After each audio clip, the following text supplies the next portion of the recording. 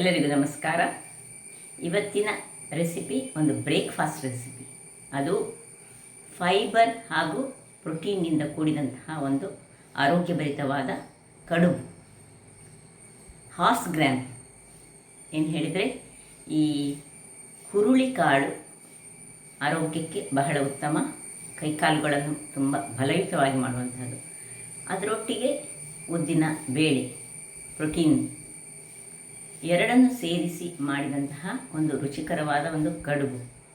ಇದನ್ನು ನಾವು ಫರ್ಮೆಂಟ್ ಮಾಡಿ ಇಡ್ಲಿ ರೂಪದಲ್ಲಿ ಸಹ ಮಾಡ್ಬೋದು, ಬಟ್ ಮೊದಲನೇ ದಿವಸ ಮಾಡಬೇಕು. ಇದು ಬೆಳಿಗ್ಗೆ ಇಮಿಡಿಯೇಟಾಗಿ ಮಾಡುವಂಥದ್ದು. ಹಾಗಾದರೆ ಯಾರೆಲ್ಲ ನನ್ನ ಚಾನಲನ್ನು ನೋಡ್ತಿದ್ದೀರಿ, ಯಾರೆಲ್ಲ ಇನ್ನೂ ಸಬ್ಸ್ಕ್ರೈಬ್ ಮಾಡಿಲ್ಲ, ದಯವಿಟ್ಟು ಸಬ್ಸ್ಕ್ರೈಬ್ ಮಾಡಿ, ಸಪೋರ್ಟ್ ಮಾಡಿ ಅಂತ ಹೇಳ್ತಾ ಬನ್ನಿ. ಯಾವ ರೀತಿ ಈ ಒಂದು ರುಚಿಕರವಾದ ಹಾಗೂ ಆರೋಗ್ಯದಾಯಕವಾದ ಇಡ್ಲಿಯನ್ನು ಮಾಡೋದು, ಅದಕ್ಕೆ ಒಂದು ಹಿಂಗು ಒಗ್ಗರಣೆ ಕೊಟ್ಟಂತಹ ಚಟ್ನಿ ಸಹ ಬಹಳ ರುಚಿಕರವಾಗಿ ಬರ್ತದೆ. ಬನ್ನಿ ನೋಡೋಣ. ನಮಸ್ತೆ ಮಿತ್ರರೇ, ಇವತ್ತೊಂದು ಹಳೆಯ ಕಾಲದ ಒಂದು ರೆಸಿಪಿ ಮಾಡೋಣ. ಪ್ರೋಟೀನ್ ಮತ್ತು ಫೈಬರ್ನಿಂದ ಕೂಡಿದಂತಹ ಒಂದು ಬೆಳಗಿನ ಬ್ರೇಕ್ಫಾಸ್ಟ್. ಇಲ್ಲಿ ನೋಡಿ, ಹುರುಳಿಯನ್ನು ತೆಗೆದುಕೊಂಡಿದ್ದೇನೆ, ನಿಮಗೆ ಕಾಣ್ಬೋದು. ಒಂದು ಲೋಟ ಹುರುಳಿಗೆ ಅರ್ಧ ಲೋಟದಷ್ಟು ಉದ್ದಿನ ಬೇಳೆ, ಉದ್ದಿನ ಕಾಳು ಸಹ ಆಗ್ತದೆ. ಇಂಥದ್ದು ಸಪ್ರೇಟಾಗಿ ನಾವಿದನ್ನು ನೀರಿನಲ್ಲಿ ಚೆನ್ನಾಗಿ ತೊಳೆದುಕೊಂಡು ಹಾಕ್ಕೊಳ್ಬೇಕು.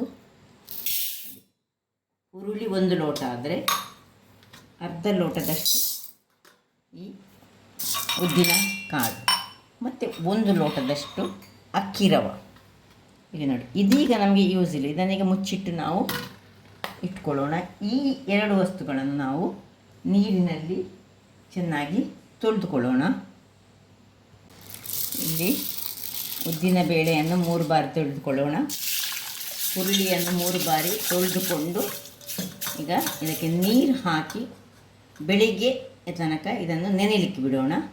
ಈ ಅಕ್ಕಿ ರವೆಯನ್ನು ಮುಚ್ಚಿಟ್ಟುಕೊಂಡು ನಾಳೆ ಬೆಳಿಗ್ಗೆ ಇದು ಯೂಸ್ ಆಗ್ತದೆ. ಸೊ ಇದೆಲ್ಲವನ್ನು ತೊಳೆದುಕೊಂಡು ನೆನೆಯಲು ಬಿಡ್ತೇನೆ.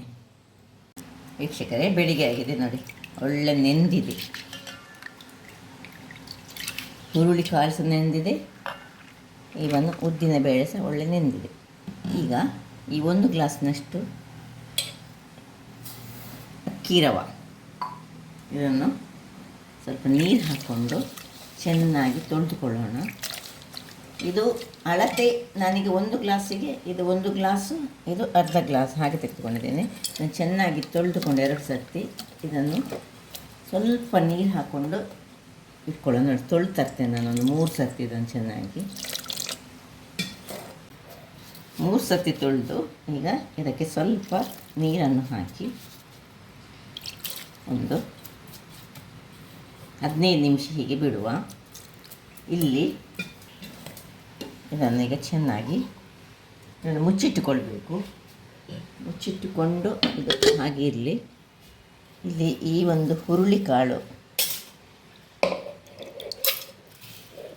ಇದನ್ನು ವೆಟ್ ಗ್ರೈಂಡರಲ್ಲಿ ಮಾಡಿದರೆ ಒಳ್ಳೆ ಒದಗು ಬರ್ತದೆ. ವೆಟ್ ಗ್ರೈಂಡರಲ್ಲಿ ಮಾಡಿದರೆ ಬಹಳ ಒಳ್ಳೆಯದು. ಇದ್ದವರು ವೆಟ್ ಗ್ರೈಂಡರಲ್ಲಿ ಮಾಡಿ, ನನಗೆ ಇಲ್ಲದವರಿಗೆ ಮಿಕ್ಸಿಯಲ್ಲಿ ಹೇಗೆ ಮಾಡಿ ತೋರಿಸ್ಕೊಡ್ತಿದ್ದೇನೆ. ಸೊ ಇದನ್ನು ಮತ್ತು ಸುರಿಗೆ ಒಮ್ಮೆ ಇದನ್ನು ಗ್ರೈಂಡ್ ಮಾಡಿಕೊಳ್ಬೇಕು. ಆಮೇಲೆ ಇದೊಟ್ಟಿಗೆ ಉದ್ದನ್ನು ಹಾಕೊಳ್ಳೋಣ. ವೀಕ್ಷಕರೇ ನೋಡಿ, ಇಷ್ಟು ಗ್ರೈಂಡ್ ಆಗುವಾಗ ಇನ್ನು ಈ ಉದ್ದಿನ ಬೇಳೆಯನ್ನು ಇದರಲ್ಲಿ ಹಾಕಿ ಸ್ವಲ್ಪ ನೀರು ಹಾಕ್ಕೊಂಡು ಇದನ್ನು ಪುನಃ ಗ್ರೈಂಡ್ ಮಾಡಿ ತರ್ತೇನೆ. ವೀಕ್ಷಕರೇ, ಇಲ್ಲಿ ನೋಡಿ, ಹೀಗೆ ಫೈನಾಗಿ ನಾವು ಗ್ರೈಂಡ್ ಮಾಡಿಕೊಳ್ಬೇಕು ಎರಡನ್ನು ಸಹ. ಇದನ್ನು ಫಾರ್ಮೆಂಟ್ ಮಾಡಿ ಸಹ ರಾತ್ರಿ ಮಾಡಿಟ್ಟು ಫಾರ್ಮೆಂಟ್ ಮಾಡಿ ಸಹ ಮಾಡ್ಬೋದು. ಆದರೆ ಹುರುಳಿಯನ್ನು ಸ್ವಲ್ಪ ಫಾರ್ಮೆಂಟೇಷನ್ ಮಾಡಿದರೆ ಅಷ್ಟೊಂದು ಚೆನ್ನಾಗಿ ಬರೋದಿಲ್ಲ. ಮಾಡ್ತಾರೆ ಕೆಲವರು ಹುರುಳಿ ಇಡ್ಲಿ ಮಾಡುವಾಗ. ಇದನ್ನು ಇಡ್ಲಿ ರೂಪದಲ್ಲಿ ಸಹ ಮಾಡ್ಬೋದು, ಕಡುಬು ರೂಪದಲ್ಲಿ ಸಹ ಮಾಡ್ಬೋದು. ಈಗ ಗಟ್ಟಿಯಾಗಿ ಇದನ್ನು ಇದರಲ್ಲಿ ಹಾಕ್ಕೊಂಡು ಕಲಸಿಕೊಳ್ಳೋಣ. ನೋಡಿ, ಸ್ವಲ್ಪ ಉಪ್ಪನ್ನು ಸಹ ಹಾಕ್ಕೊಳ್ತಿದ್ದೇನೆ. ಈಗ ನೀವು ಬೇಕಿದ್ದರೆ ಈ ಗ್ರೈಂಡ್ ಮಾಡುವಾಗ ಒಂದು ಶುಂಠಿಯನ್ನು ಸಹ ಹಾಕ್ಕೊಳ್ಬೋದು. ಬೇಕಿದ್ದವರು ಶುಂಠಿ, ಜೀರಿಗೆ ಎಲ್ಲ ಯೂಸ್ ಮಾಡುವವರು ಇಲ್ಲಿ ಯೂಸ್ ಮಾಡ್ಕೊಳ್ಬೋದು, ಅಥವಾ ಪ್ಲೇನಾಗಿ ಸಹ ಮಾಡ್ಬೋದು. ಚಟ್ನಿ ಮಾಡುವಾಗ ಹಿಂಗಿನ ಈ ಚಟ್ನಿ, ಹಿಂಗು ಒಗ್ಗರಣೆ ಕೊಟ್ಟಂತಹ ಚಟ್ನಿ ಮಾಡಿದರೆ ಇದಕ್ಕೆ ಈ ಕಡುಬಿಗೆ ತುಂಬ ಚೆನ್ನಾಗಿ ಬರ್ತದೆ. ಸೊ ನೋಡಿ, ಇನ್ನೀಗ ಸ್ವಲ್ಪ ಚೆನ್ನಾಗಿ ಕಲಗಿಸ್ಕೊಳ್ಳೋಣ. ಒಳ್ಳೆ ಹೀಗೆ ತಿರುಗಿಸ್ಕೊಳ್ಬೇಕು. ಉಪ್ಪನ್ನು ಹಾಕೊಳ್ಳೋಣ. ರುಚಿಗೆ ತಕ್ಕಷ್ಟು ಉಪ್ಪು ಕಡಿಮೆ ಆಯಿತು. ಹೀಗೆ ಚೆನ್ನಾಗಿ ತಿರುಗಿಸ್ಕೊಂಡು ಒಂದು 10 ನಿಮಿಷ ಹೀಗೆ ಇದನ್ನೊಂದು ಹುದುಗಲ್ಲಿ ಬಿಟ್ಕೊಳ್ಳೋಣ. ರೆಸ್ಟಲ್ಲಿ ಇಟ್ಕೊಳ್ಳೋಣ. ಹುದುಗ್ಲಿಕ್ಕೆ ಅಂತ ಹೇಳೋದಿಲ್ಲ ನಾನು, ಸ್ವಲ್ಪ ಅದು ಅದರಲ್ಲಿ ಒಂದು 10 ನಿಮಿಷ ಹೀಗೆ ರೆಸ್ಟಲ್ಲಿ ಬಿಟ್ಕೊಳ್ಳೋಣ. 15 ನಿಮಿಷಗಳ ಬಳಿಕ ಹಿಟ್ಟು ದಪ್ಪ ಆಗಿದೆ. ನಿಮಗೆ ನೋಡುವಾಗ ಸಾಕು, ಇಷ್ಟು ದಪ್ಪ ಆದರೆ ಸಾಕು. ಇಡ್ಲಿಯ ಹದದಲ್ಲಿ ಆದರೆ ಆಯಿತು. ಇನ್ನು ಇಲ್ಲಿ ಸ್ಟೀಮರನ್ನು ನಾನು ಒಂದು ಇಟ್ಕೊಂಡಿದ್ದೇನೆ. ಸ್ಟೀಮರ್ ಬಿಸಿಯಾಗಲಿ. ಇಲ್ಲಿ ಬಾಳೆಯ ಎಲೆ ಇವುಗಳನ್ನು ಬಾಡಿಸಿಕೊಂಡಿಟ್ಟಿದ್ದೇನೆ. ಈಗ ಇವುಗಳಿಗೆ ಇದನ್ನು ಹಾಕ್ಕೊಂಡು ಸ್ಟೀಮರ್ ಸ್ವಲ್ಪ ಬಿಸಿಯಾದ ಕೂಡಲೇ ಇದನ್ನು ಇಟ್ಕೊಳ್ಳೋಣ. ಈಗ ಸ್ಟೀಮರ್ ಬಿಸಿಯಾಗಿದೆ. ಇದರಲ್ಲಿ ನೋಡಿ ಒಂದು 2 ಅಥವಾ 2.5 ನಿಮ್ಮ ಎಲೆ ಎಷ್ಟು ದೊಡ್ಡದುಂಟು ಅದರ ಪ್ರಕಾರ ಹೀಗೆ ಇಟ್ಟು ಹೀಗೆ ಮಡಿಚಿ ಆರೋಗ್ಯಭರಿತವಾದ ಒಂದು ರೆಸಿಪಿ ರೆಡಿ ಆಗ್ತಾ ಉಂಟು. ಈ ರೀತಿ ಹೀಗೆ ಮಡಿಸ್ಕೊಳ್ಳೋದು. ಮತ್ತು ಇದರೊಳಗೆ ಸ್ವಲ್ಪ ಇದು ಗಟ್ಟಿಯಾಗಿರಬಾರ್ದು, ಹೀಗೆ ನೀರಾಗಿ ಇರಬೇಕು. ಹೀಗೆ ನೋಡಿ ಅದನ್ನು ಹೀಗೆ ಇಟ್ಕೊಳ್ಳೋಣ. ಅಥವಾ ಅಡಿಮೇಲಾಗಿ ಹೀಗೆ ಇಟ್ಕೊಂಡ್ರೆ ಸಹ ಸರಿ ಆಗ್ತದೆ. ಹೀಗೆ ಎಲ್ಲವನ್ನು ಸಹ ಫೋಲ್ಡ್ ಮಾಡಿಕೊಂಡು ಸಣ್ಣ ಎಲೆ ಆದರೆ 1 ಅಥವಾ 2 ಹಾಕ್ಕೊಳ್ಳಿ. ಹಾಕಿ ಹೀಗೆ ಮಡಿಚಿಕೊಂಡು 2 ಸೈಡ್ಸ್ ಮಡಿಚಿ ಎಲ್ಲವನ್ನು ಇದೇ ರೀತಿಯಾಗಿ ನಾನು ಇಟ್ಕೊಳ್ತೇನೆ. ಕೊನೆಯದನ್ನು ನಾವೀಗ ಮಡಿಚ್ಕೊಳ್ತಿದ್ದೇನೆ. ಸ್ವಲ್ಪ ಉದ್ದ ಎಲೆ ಇದ್ದರೆ ನಿಮಗೆ ಚೆನ್ನಾಗಿ ಬರ್ತದೆ. ತುಂಬ ದಪ್ಪ ಆದರೆ ಏನಾಗ್ತದೆ ಹೇಳಿದರೆ ನಮಗೆ ಅದು ಮತ್ತು ಈ ಕಡುಬು ಒಳ್ಳೇದು ಬರೋದಿಲ್ಲ. ಅದರಿಂದಾಗಿ ನಾವು ಈ ರೀತಿ ಅಡಿಮೇಲಾಗಿ ಇಟ್ಕೊಂಡು ಇದನ್ನು ಮುಚ್ಚಳವನ್ನು ಮುಚ್ಚಿಕೊಂಡು 20ರಿಂದ 25 ನಿಮಿಷ ಬೇಯಿಸ್ಕೊಳ್ಳೋಣ. ಇದನ್ನು ನೀವು ಇಡ್ಲಿಯ ತಟ್ಟೆಯಲ್ಲಿ ಸಹ ಹಾಕಿ ಬೇಯಿಸ್ಕೊಳ್ಬೋದು. ಎಲೆ ಇದ್ದರೆ ಪರಿಮಳ ಬಹಳ ಸೊಗಸಾಗಿರ್ತದೆ. ವೀಕ್ಷಕರೇ ನೋಡಿ, ಒಂದು 25 ನಿಮಿಷ ಆಯಿತು. ಇದನ್ನು ತೆಗೆದುಕೊಳ್ಳೋಣ. ಏನು ಚೆನ್ನಾಗಿ ಬೆಂದಿದೆ. ಆಫ್ ಮಾಡಿಕೊಡ್ತಿದ್ದೇನೆ.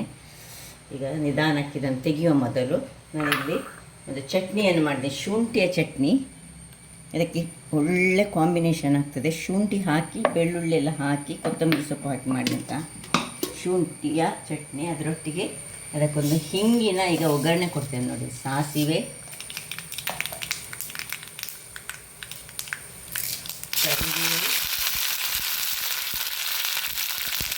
ಕರಿಬೇವು ಸ್ವಲ್ಪ ಬಾಡುವಾಗ ಅದಕ್ಕೆ ಹಿಂಗನ್ನು ಹಾಕೊಳ್ತಿದ್ದೇನೆ.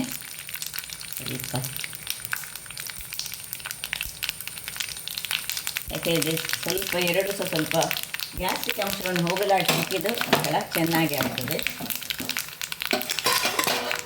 ಈಗ ಆಫ್ ಮಾಡಿಕೊಂಡು ಇದನ್ನು ಇದಕ್ಕೆ ಶಿಫ್ಟ್ ಮಾಡೋಣ.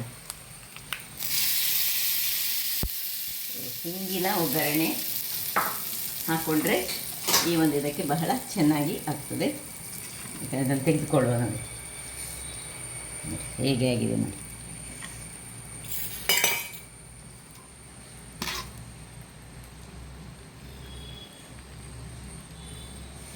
ಬಹಳ ಟೇಸ್ಟಿಯಾಗಿ ಸಹ ಬರ್ತದೆ, ಬಹಳ ರುಚಿಕರವಾಗಿ ಸಿಗ್ತದೆ. ಈ ರೀತಿಯಾಗಿ ಬರ್ತದೆ. ತುಂಬ ಬಿಸಿ ಉಂಟು, ಸ್ವಲ್ಪ ತಣ್ಣಗಾಗಲಿ ನೋಡಿ. ಇನ್ನೊಂದು ಸಹ ಇದೇ ರೀತಿ ಇದನ್ನು ಇಡ್ಲಿ ರೂಪದಲ್ಲಿ ಸಹ ನಾವು ಮಾಡ್ಕೊಳ್ಬೋದು, ಏನು ತೊಂದರೆ ಇಲ್ಲ. ಬಿಸಿ ಬಿಸಿಯಾದ ಹುರುಳಿಯ ಕಡುಬು ರೆಡಿಯಾಗಿದೆ ನೋಡಿ. ಯಾವ ರೀತಿ ಬಂದಿದೆ, ಬಹಳ ಚೆನ್ನಾಗಿ ಬರ್ತದೆ. ಇದನ್ನು ನೀವು ಫರ್ಮೆಂಟ್ ಮಾಡಿ ಸಹ ಮಾಡ್ಬೋದು. ಫರ್ಮೆಂಟ್ ಮಾಡಿದರೆ ಸಹ ಚೆನ್ನಾಗಿ ಬರ್ತದೆ. ಹಾಗಾದರೆ ನೋಡಿದ್ರಲ್ಲಿ ವೀಕ್ಷಕರೇ, ಒಂದು ಆರೋಗ್ಯದಾಯಕವಾದ protein plus fibre rich breakfast ರೆಡಿಯಾಗಿದೆ. ನನ್ನ ಕುಕಿಂಗ್ ಚಾನಲ್ ನಿಮಗೆ ಇಷ್ಟ ಆದರೆ ಬೋಳೂರು ಸುವರ್ಣ ಚಾನಲನ್ನು ಲೈಕ್ ಮಾಡಿ, ಶೇರ್ ಮಾಡಿ ಹಾಗೂ ಸಬ್ಸ್ಕ್ರೈಬ್ ಮಾಡಿ. ಹಾಗೂ ನನ್ನ ಇನ್ಸ್ಟಾಗ್ರಾಮ್ ಪೇಜನ್ನು ಫಾಲೋ ಮಾಡಿ. ಧನ್ಯವಾದಗಳು.